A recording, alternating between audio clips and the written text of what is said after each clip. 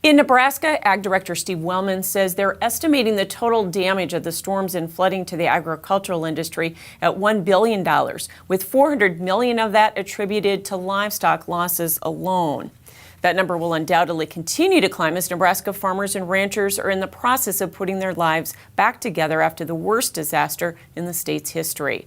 I traveled to the epicenter of the flooding in northeast Nebraska to see the damage and healing process among the farming and ranching community.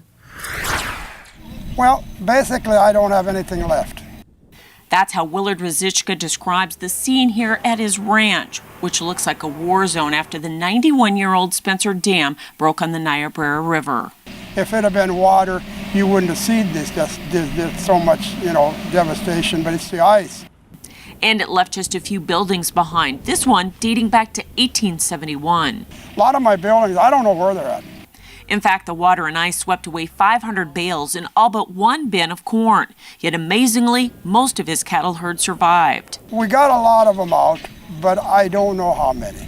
Some of them we're still taking care of ourselves. They're up in the hills. A lot of the other cattle are at my neighbors.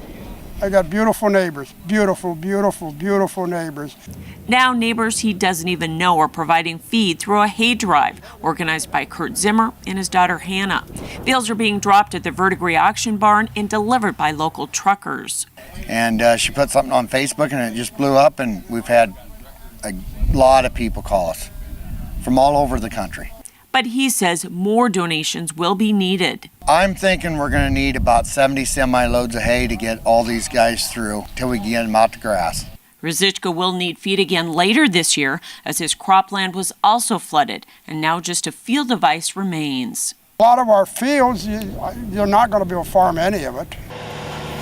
But neighbors are helping with the cleanup and giving this fifth-generation rancher the strength to go on. My grandson would be the 6th generation. And I'm not leaving. I'm going to try to come back.